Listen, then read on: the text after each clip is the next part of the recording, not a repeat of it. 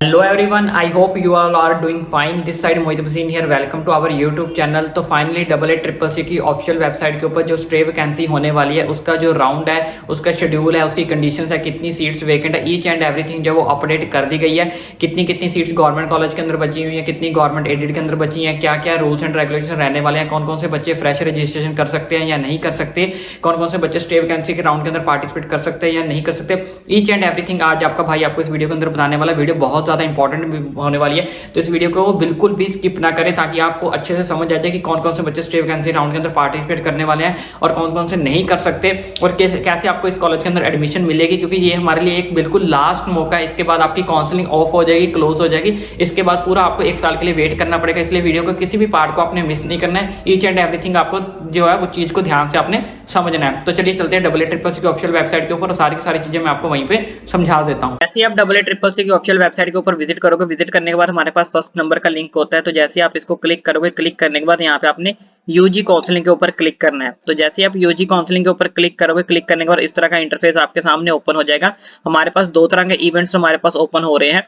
एक साइड हमारे पास यहाँ पे देख सकते हो, यहाँ पे लेटेस्ट न्यूज पे भी लिखा गया है, choice filling for stay vacancy round start 7 PM of 30 to 11:55 to 1 2023। तो यहाँ पे आप देख सकते हो स्टे वैकेंसी राउंड की जो एलिजिबिलिटी क्राइटेरिया वो यहाँ पे हमें शो हो चुका है। तो जैसे ही आप यहाँ पे eligibility criteria news and event की तरफ से देखोगे, यहाँ पे लेफ्ट साइड और एक हमारे साथ क्या हुआ है राइट साइड, दोनों साइड हमारे पास इवेंट आए हुए हैं। तो यहाँ पे आपको प्रोविजनल लिस्ट आई हुई है कि कितनी कितनी सीट्स आपकी जो वेकेंट है, वो ईच एंड एवरीथिंग मैं आपको समझा देता हूँ। सबसे पहले हम चेक कर लेते हैं provisional seat matrix government colleges के अंदर कितनी कितनी सीट्स जो वेकेंट है। तो जैसे आप इसके ऊपर क्लिक करोगे, क्लिक करने के बाद इस तरह का इंटरफेस आपके सामने ओपन होगा। तो मैं थोड़ा आपको जूम करके दिखा देता हूँ। तो आप यहाँ पे देख सकते हो कितनी कितनी सीट्स जो है यहाँ पे वेकेंट है, किस किस कॉलेज के अंदर। ये पूरी की पूरी PDF आपको इनके ऑफिशियल वेबसाइट के ऊपर मिल जाएगी। तो ऑलमोस्ट मैक्सिमम हर कॉलेज के अंदर एक एक सीट तो खाली है, लेकिन कुछ कॉलेज ऐसे भी हैं जहाँ पे 2-2 सीट्स भी खाली हैं। जैसे ये कॉलेज देख सकते हो, हरियाणा के कॉलेज है श्री मारू सिंह मेमोरियल इंस्टीट्यूट, यहाँ पे 2 सीट्स खाली हैं। तो ऐसे आपको देख सकते हो कितनी कितनी सीट्स वेकेंट है। ये BMS के लिए है, बीच बीच में 3 सीट्स भी वेकेंट है। जैसे ये मध्य प्रदेश का ये गवर्नमेंट कॉलेज है, यहाँ पे 3 सीट्स वेकेंट है। तो इस हिसाब से आप देख सकते हो टोटल कितनी यहाँ पे है। ये 8 पेजेस की PDF है। तो उसके बाद बात कर लेते हैं, दूसरी साइड चलते हैं। तो 66 है, ऑलमोस्ट समझ लो कि 66 सीट तो है ही है ना। तो उसके बाद पीछे चलते हैं। पीछे चलने के बाद ये गवर्नमेंट एडेड का मैं आपको डाटा दिखा देता हूँ। ये गवर्नमेंट एडेड का डाटा है, ये भी 3 पेजेस की PDF है। आप देख सकते हो गवर्नमेंट एडेड के लिए कितनी कितनी सीट्स वेकेंट है। वही सेम एक एक 2-2 सीट्स हर कॉलेज के अंदर आपको जो है वो वेकेंट देखने को मिलेंगी। उसके बाद बात कर लेते हैं पीछे और कौन कौन सी PDF हमारे पास आई है। यहाँ पे ये सेंट्रल इंस्टीट्यूट का डाटा आ चुका है कि सेंट्रल इंस्टीट्यूट में कितनी कितनी सीट्स वेकेंट है। तो यहाँ पे आप देख सकते हैं जो बच्चे सेंट्रल इंस्टीट्यूट या फिर नेशनल इंस्टीट्यूशन के अंदर जो है वो एडमिशन लेना चाहते हैं। उसके बाद और मैं आपको बता देता हूँ होम्योपैथी यूनानी सबका डाटा जो आ चुका है हमारे पास। यहाँ पे BOMS का यूनानी का देख सकते हो कि प्रोविजनल सीट मैट्रिक्स आप देख सकते हो गवर्नमेंट के लिए कि गवर्नमेंट यूनानी के अंदर स्टे वैकेंसी के लिए कितनी सीट्स वेकेंट है। तो यहाँ पे आप ये देख सकते हो, ये बिहार का डाटा, दिल्ली, जम्मू कश्मीर कितनी कितनी सीट्स यहाँ पे वेकेंट है। तो उसके बाद मैं आपको नेक्स्ट BHMS का भी बता देता हूँ, लेकिन ये पहले BOMS का देख लो। 3 पेजेस की ये PDF है, सारे कॉलेज का यहाँ पे डाटा आपको शो हो जाएगा कि किस किस कॉलेज के अंदर कितनी कितनी सीट्स वेकेंट है। उसके बाद बात कर लेते हैं यहाँ पे BHMS BSMS सबका डाटा जो हमारे पास आ चुका है। तो मैं आपको BHMS का भी दिखा देता हूँ, ये BHMS का है। तो इसको जैसे आप जूम करोगे, जूम करने के बाद मैं आपको थोड़ा सा दिखा देता हूँ। जूम करके मैं आपको दिखा देता हूँ। तो आप यहाँ देख सकते हो कि कितनी कितनी सीट्स BHMS की खाली हैं और किस किस कॉलेज के अंदर खाली हैं। तो ये गुजरात का कॉलेज है, यहाँ पे अभी भी 4 सीट्स जो वेकेंट पड़ी हुई है, खाली पड़ी हुई है। उसके बाद नीचे आप देख सकते हो और भी यहाँ पे कॉलेजेस हैं। अब मैं आपको बता देता हूँ इसके रूल्स एंड रेगुलेशंस क्या रहने वाले हैं। सबसे पहले मैं आपको रूल्स एंड रेगुलेशन समझा देता हूँ कि कौन कौन से बच्चे जो पार्टिसिपेट कर सकते हैं और कैसे कर सकते हैं। तो राइट साइड आप न्यूज एंड इवेंट में देख सकते हो, यहाँ पे एलिजिबिलिटी क्राइटेरिया लिखा हुआ है, admission rules and stay vacancy round. तो जैसे ही आप इसके ऊपर क्लिक करोगे, क्लिक करने के बाद इस तरह का ये रूल्स एंड रेगुलेशन की PDF आपके सामने ओपन हो जाएगी। ये PDF के अंदर क्या आया है मैं आपको ईच एंड एवरीथिंग अच्छे से समझा देता हूँ। यहाँ पे देख सकते हैं जो डाटा है स्टे वैकेंसी राउंड का। तो यहाँ पे कुछ रूल्स एंड रेगुलेशंस लिखे हुए हैं। सबसे पहले नंबर पर रेगुलेशंस रूल्स में लिखा हुआ है, registered candidate who have not been admitted to any seat, यानी कि ऐसे कैंडिडेट जिनको अभी तक कोई भी सीट नहीं मिली है during any round of double A triple C, वो बच्चे जो है स्टेट के अंदर ना उनको कोई सीट मिली है, ना उन्हें डबल ट्रिपल AC की तरफ से अगर कोई सीट मिली है, तो बच्चे रजिस्टर्ड कैंडिडेट जो है। लेकिन आप ऑलरेडी रजिस्टर्ड होने चाहिए। अगर आपने डबल ए ट्रिपल सी के अंदर पहले से रजिस्ट्रेशन कर रखी है और आपको कोई भी सीट अभी तक नहीं मिली है, तो आप जो है जाके चॉइस फिलिंग कर सकते हो। आपकी चॉइस फिलिंग ओपन हो चुकी है, तो आप जाके चॉइस फिलिंग अपनी कर सकते हो। लेकिन इस चीज का ध्यान रखना कि अगर आपने पहले डबल ए ट्रिपल सी की रजिस्ट्रेशन की हुई है तभी आप चॉइस फिलिंग कर सकते हो। दूसरा, आपको अभी तक कोई सीट ना मिली हो तब आप चॉइस फिलिंग कर सकते हो। दूसरा नंबर की यहाँ पे कंडीशन लिखी हुई है, कैंडिडेट मस्ट हैव विलिंगनेस आपको एक सबमिट करना है willingness in the AA UG portal to participate in the stray vacancy round with the undertaking that are not holding any UG seat. उसमें ये आपको प्रूफ देना पड़ेगा कि आपने अभी तक कोई भी सीट को होल्ड करके नहीं रखा हुआ है, यानी कि अभी तक आपके पास कोई भी सीट नहीं है। अगर आपके पास कोई भी सीट नहीं है तो आपको इसका सबमिट, आपको विलिंगनेस सबमिट करके आपको प्रूफ देना पड़ेगा कि मेरे पास भाई कोई सीट नहीं है, इसलिए मुझे स्टे वैकेंसी राउंड के अंदर पार्टिसिपेट करने की परमिशन दी जाए। तो allotted to through AA counselling state UT AYUSH counselling, यहाँ पे ये चीज लिखी हुई है कि अगर आपको कोई भी सीट अभी तक अलॉट नहीं हुई है, ना स्टेट की तरफ से ना AA की तरफ से, तो इसके लिए आपको एक विलिंगनेस सबमिट करना पड़ेगा कि मुझे अभी तक कोई सीट अलॉट नहीं हुई है, यानी कि मेरे पास अभी किसी भी कॉलेज की जो सीट है वो नहीं है। तो इस चीज का प्रूफ आपको देना पड़ेगा अपनी सबमिट विलिंगनेस को सबमिट करके, बताकर कि मेरे पास अभी तक कोई भी सीट नहीं है, मैंने किसी भी सीट को अभी तक होल्ड करके नहीं रखा हुआ है।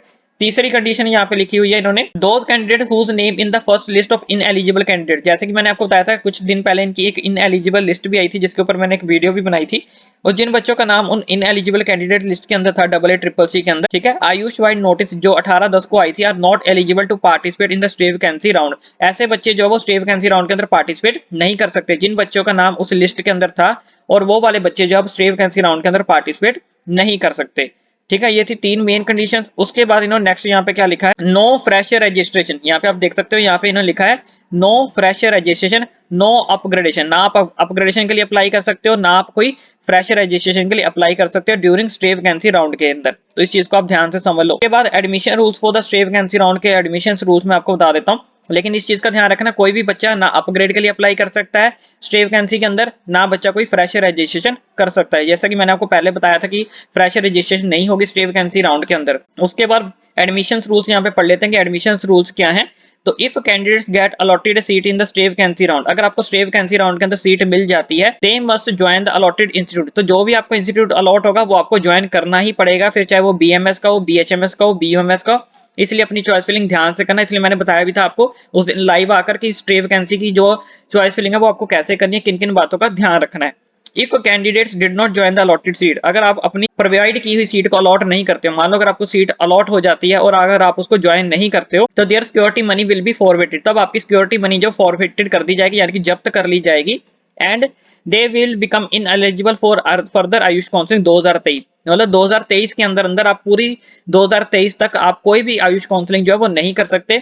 इसका चीज का यहाँ पे एक चीज का ध्यान रखना, इन्होंने फ्यूचर का नहीं बोला, सिर्फ इतना बोला कि 2023 के अंदर आप कोई आगे काउंसलिंग नहीं कर सकते हो, प्लस आपकी सिक्योरिटी अमाउंट जब वो जब्त कर ली जाएगी। तो इसलिए सोच समझ के अपनी चॉइस फिलिंग करना, जो भी आपको कॉलेज मिल गया फिर वो आपको लेना पड़ेगा। अगर छोड़ोगे तो आगे कोई भी काउंसलिंग नहीं कर पाओगे इन फ्यूचर, चाहे वो स्टेट की है या कोई और है, कोई भी काउंसलिंग आप नहीं कर पाओगे। यहाँ पे देखो लिखा हुआ है, ना सेंट्रल की कर पाओगे, ना स्टेट की कर पाओगे, या ना यूटी, ना सेंट्रल, पूअल, कोटा, कोई भी आप काउंसलिंग नहीं कर पाओगे, और आपकी जो है सिक्योरिटी अमाउंट भी जाती लगेगी। तो यहाँ पे इन्होंने साफ साफ ये लिखा हुआ, there is no free exit during the stay vacancy round. Free exit आप नहीं कर सकते स्टे वैकेंसी राउंड के दौरान। बाकी यहाँ पे इसका चार्ट लिखा हुआ, ये तो आपको पता ही होगा कि आफ्टर 5 PM ऑफ 30 अक्टूबर आपकी जो है चॉइस फिलिंग वो स्टार्ट हो चुकी है। ओके, आप चॉइस फिलिंग कर सकते हो 30 अक्टूबर से लेकर 1 नवंबर तक आपकी चॉइस फिलिंग चलेगी। चॉइस लॉकिंग आप 2 बजे तक कर सकते हो, 1 तारीख को 1 नवंबर तक एज पर सर्वर टाइम, जिसके लिए आपको यहाँ पे देखो लिखा हुआ है, इन्होंने 3 दिन दिए हैं आपको चॉइस फिलिंग करने के लिए। सोच समझ के अपनी चॉइस फिलिंग करना। उसके बाद 2 तारीख को आपको सीट अलॉटमेंट का आ जाएगा कि किस किस को हुई है, 4 तारीख को आपका रिजल्ट आ जाएगा, और 4 तारीख से ही आपकी जो है एडमिशन प्रोसेस वो आपका स्टार्ट हो जाएगा, जो 11 नवंबर तक चलेगा। यानी कि रिपोर्ट करना पड़ेगा आपको किसके अंदर, अलॉटेड इंस्टीट्यूट के अंदर, जिसके लिए आपको 8 दिन दिए गए हैं। तो ये 3 रूल्स एंड रेगुलेशंस आए थे। उसके बाद यहाँ पे कुछ रूल्स एंड रेगुलेशंस आए हैं, वो मैं आपको बता देता हूँ। The stay vacancy round for AIQ seat under deemed university. जो डीम्ड यूनिवर्सिटी के अंदर अगर आप स्टे वैकेंसी राउंड की सीट्स आती हैं, उनको क्या करना है, तो as per the approved AA UG counselling scheme the seats that remain vacant after the round 3 के बाद कितनी सीट्स जो वो वेकेंट बची हुई हैं, AA UG counselling will be reverted to the respective deemed university to conduct stay vacancy round at institute level. तो इसका जो स्टे वैकेंसी राउंड होगा वो आपके इंस्टीट्यूट लेवल पे जो है कंडक्ट करवाया जाएगा।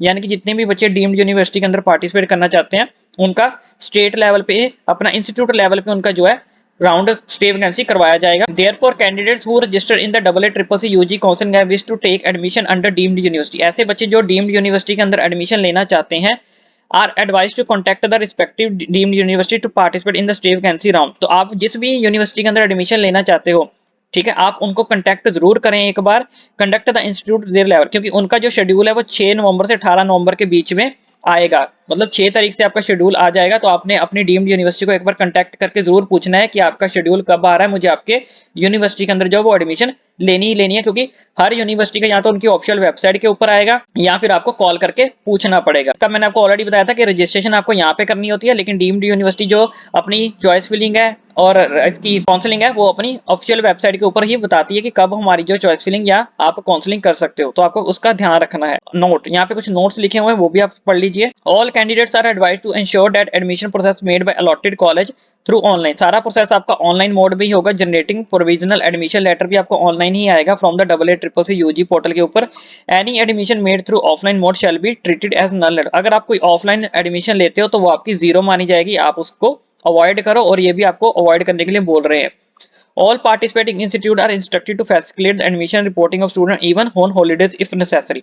तो यहाँ पे ये भी लिखा गया है कि अगर जरूरत पड़ती है तो जितने भी इंस्टीट्यूट पार्टिसिपेट कर रहे हैं तो आप हॉलीडे के अंदर जाके भी वहां पे एडमिशन ले सकते हो। अगर बीच में हॉलीडेज आती हैं तो कॉलेज अपने आप आपको अरेंजमेंट करवा के देगा कि आप हॉलीडेज के अंदर वहां पे विजिट कर सकते हो या नहीं कर सकते हो। लेकिन यहाँ पे इन्होंने मेंशन कर दिया कि जितने भी कॉलेज पार्टिसिपेट कर रहे हैं वो बच्चों को हॉलीडेज के अंदर भी रिपोर्ट करने के लिए बुलाएं, हॉलीडेज के अंदर भी। ठीक है, तो ये कुछ रूल्स एंड रेगुलेशंस आपके आए थे। आई होप आपको सारे रूल्स एंड रेगुलेशन समझ लग गए होंगे। इनकेस अगर आपका कोई फिर भी डाउट है तो आप मुझे ओपनली नीचे कमेंट करके पूछ सकते हो। तो इसी तरह की वीडियोस आपका भाई आगे भी आपका लाता रहेगा। डोंट वरी, टेंशन नहीं लेनी, आपको एडमिशन मिल जाएगी। इनकेस नहीं भी मिलती तो पैनिक नहीं होना। हमारे पास सिर्फ जस्ट 6 मंथ्स बचे नीट 2024 के लिए। उसकी दब से पर प्रेपरेशन करो। आपको भाई आपको बताता रहेगा कैसे प्रेपरेशन करनी है, उसकी ऑलरेडी वीडियोस मैं डाल भी रहा हूँ। तो चैनल को सब्सक्राइब करना ना भूलें।